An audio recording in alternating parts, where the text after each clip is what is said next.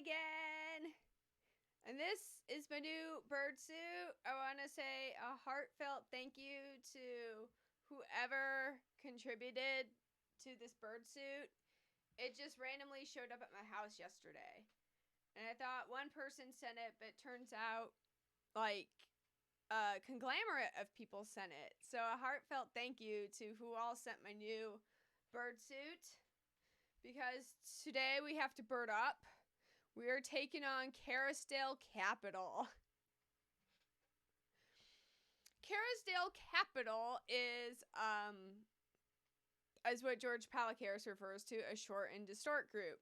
What they do is they take up short positions, and in the companies that they choose, they name their victims. They take a short position, quite a big short position, by the way. And then they send out these reports, and which drop the price of the stock, and then they go cha-ching and collect that money. This has happened with CEI holders. CEI was sort of bouncing up and down, and then Kerrisdale released this report. So CEI was bouncing up and down. People were trying to short it, but it bounced right back up. And then Kerrisdale released this report when CEI was like at $3, and it tanked the stock. Coincidentally, right around the $3 mark, Kerrisdale also releases this report. But so far, Meta hasn't tanked. I think enough people are holding Meta. And know about the company, where CEI, a lot of people did not know about the company, what it does. And so they were much more affected by the Kerrisdale report. Although this is like a TLDR for most of those people. For most people would consider this a TLDR. I find the Kerrisdale reports very humorous. They're a great source when you're feeling sad and you need a good laugh. They're very fun to read. So Kerrisdale did this with CEI. I'm very familiar because I was there. I experienced this. CEI has a majority stake ownership in Viking Energy, which Viking acquired the licensing patent to their carbon capture technology. ESG has a carbon capturing system, and Viking had acquired the licensing to this. The carbon capture system works on what's called an inverted Brayton cycle, and Kerrisdale's report of how the inverted Brayton cycle works is very humorous, to which ESG Clean Energy actually responded to this and said, wow, what a load of bunk this is. It's quite interesting, and I will be interested to see how George Palacaris responds, if he does, to the Kerrisdale short report. Jim Doris is a lawyer. He's the current CEO of the company CEI, and he made a video and he said, well, CEOs can't control the day-to-day price of the stock, and he reported that he would take the actions required. After seeing this. He is a lawyer, and he's very good at using or not using specific words. So, does Kerrisdale know what they're talking about? Well, they certainly didn't for CEI and the inverted Brayton cycle. They like to dig through companies' pasts, and they like to place certain things that weren't important as being important, and other things that are important as not important. So they really like to spin doctor the article, of course, because they do take a short position. Let's pull this up because I find this really interesting. So for a while I did proofreading for a advertising agency. I wrote ad copy, I wrote commercials for radio, I wrote radio script commercials, and I did a lot of proofreading on these big honkin' investor brochures and packages. I used to have to proofread up. Let's take a look. So the copywriter and proofreader in me wants to take a look at this. I think it was from page 19 from Kerrisdale Captial. Okay, so first of all, if you want to make a formal report, if you write any scientific papers, you use the APA style. But here's an MLA guide. More or less, when you have a formal paper, there's some things you don't do, such as use contractions. If they want to put out a formal report, they're using contractions. It's like, okay, well, I'm not sure why they seem to use contractions and then not. Let's also take a look. Meta seems to have no intention of commercializing, it having ceased licensing, a key point, and it's obsolete anyway. Okay, that's a lot of mixing of different tenses in a single sentence. You should say Meta seems to have no intention of commercializing. Period. It, okay, you're going to have a objective pronoun there. So I'm not sure what objective pronoun, what antecedent you're trying to match here. Antecedents have to match the pronouns. Are we talking about the antecedent of meta or commercializing? Although commercializing at the first sentence is a verb, you know, what are we talking about? The commercializing agreement, which would be then the antecedent, the noun. So I think they mean meta. Meta ceased. You can say Meta ceased licensing, not Meta having ceased. Having, which is the present progressive and the past tense of ed. Or you can say the licensing was ceased. You know, you can use a past progressive. But this I'm not sure what their intentions was by doing a bunch of gobbledy mixing. Let's go on to that first paragraph. Meta's lithography segment is primarily composed of nanoweb, a conductive TFF technology that it obtained when it acquired Rothleaf in 2016. Who is the it in that? Who is the antecedent you're trying to match? Meta or nanoweb? I'm not sure. I'm confused.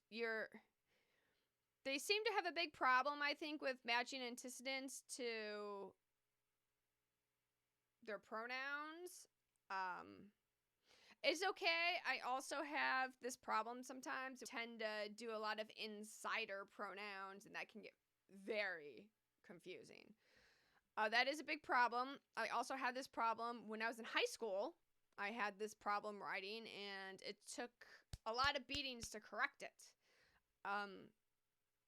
Maybe the people that they hire are high school students, you know, because Kerrisdale likes to make money.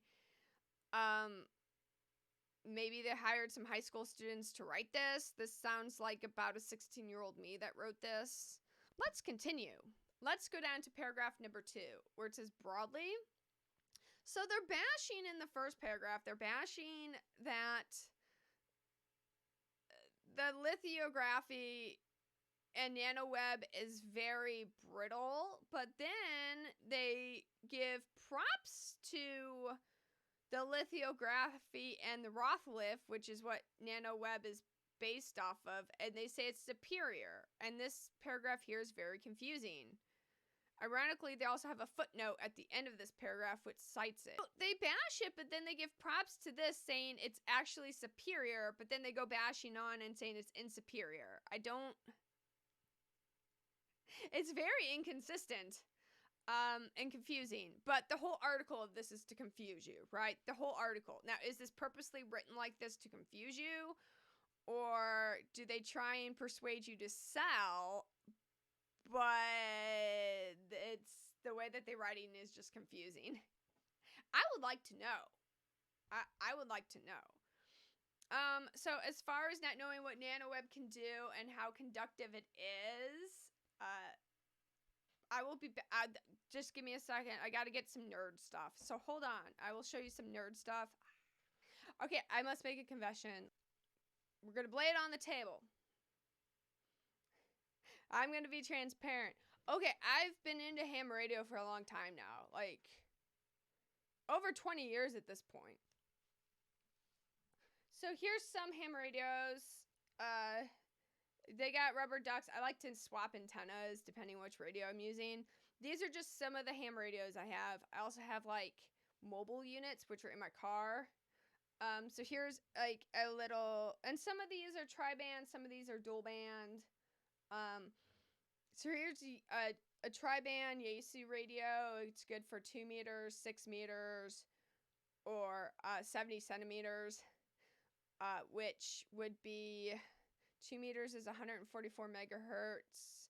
6 meters would be 50 to 54 megahertz. And then 70 centimeters would be, I know basis of antennas and how wavelengths work. I know George was an antenna engineer, but I know about basis of antennas, how wavelengths work, how wavelength propagation works. I set up my internet at my home. It's actually a Wi-Fi on an LTE, and the tower is about 10 miles away. So I have boosters and repeaters. So yeah, I know about that. I'm not sure what Kerrisdale has in terms of their experience with NanoWeb, and I can tell you all about, how NanoWeb, that's one thing I like about NanoWeb, and I talk about in other videos, how it can increase horizontal wavelength propagation. And the limiting factor in 5G is indeed the wavelength propagation. It can only go 1,000 feet, and it's blocked by windows. It's very fast, but limited, right? And NanoWeb's going to help propagate those wavelengths through more obstacles. That's my confession, I guess, my ham radio. I've been into it for some time. I know about these wavelength propagations, so I speak from experience and knowledge. And ham radio I find very useful still. I use it in the field quite a bit. I also do road rally, off-road rally. To be in a higher position in those rallies, you need a ham radio license. And so I have the ham radio license. And my one mobile that has the D-Star, it also does APRS, which is the GPS plotting your ham radio. If there's an accident and somebody has the D-Star, I can just send them an image. As long as the repeater's hooked up to the internet. I get as a repeater. Anyhow, I'm rambling. But that's my ham radio. So I can speak from experience. What experience does Kerrisdale have when they wrote this report? I would like to know what their technological background is. What experience do they have where they can say, like, yes, this is a negative report. This is fake. Here's why. Because so far what they say largely is they say some things are and it doesn't do well, but then they'll say it's better. Like the page, like how NanoWeb is brittle, it's not flexible, but then Rothlith, which it's built upon, is flexible. So what are they? I don't know what they're trying to talk about. Also, if you look at Metacite in the NanoWeb, you see this holograph film that's bent. It looks pretty flexible to me. If it comes in a roll, it has to be flexible because it's going to be rolled up. So I'm not sure what they're talking about here. So George Pelicaris responds to Gaylord Stocker's StockTwits tweet. So Gaylord Stocker was questioning George about Torch the Shorts, as many were. George Pelicaris decides to respond by saying that he intended to do Torch the Shorts, but he's been having problems finding fair and ethically traded materials and manufacturers, plus COVID. It's taken longer than anticipated and probably a lot more money than anticipated as shipping overseas has gotten very expensive. And as an olive branch, George said that he will donate $1,000 per every like. As of the time of making this video at 6:00 a.m. Central Time, the StockTwits reply had 270 likes. And thus, George will need to write a check for $270,000 so far, which is great. That's like $250,000. Awesome. I don't know if he said no limit. Remember, no limit. Is this no limit? That'd be great. Okay, 210. Those victims of the tornadoes will be very happy. Maybe donate some to local charities or local efforts who are trying to get those kids Christmas presents who have lost their homes or maybe who have lost their parents, especially during this time. Oh, I'm going to cry. The beak is good at hiding tears. He's finally donating some money to charity. So good on you, George. Great job. George, you have earned a star. And finally, let me say a heartfelt thank you to the viewers. Thank you to all my viewers, everybody who comments. If you say, I don't like you, thank you for commenting. Thank you for watching and commenting. If you say, I like you, thank you for watching and commenting. Those who say, don't watch the bird lady, she's crazy, look at her. Thank you. What if we tell people don't see our movie? That's from the Christopher Guest movie for your consideration. But everybody who has thus contributed to the channel so far, thank you so much. Thank you. And this is my new bird costume. And I'll have more updates on MMTLP when the drilling clause is updated, if they finish drilling and have completed that clause. My conviction remains high in the dividend. Okay, guys, I will see you soon. Goodbye.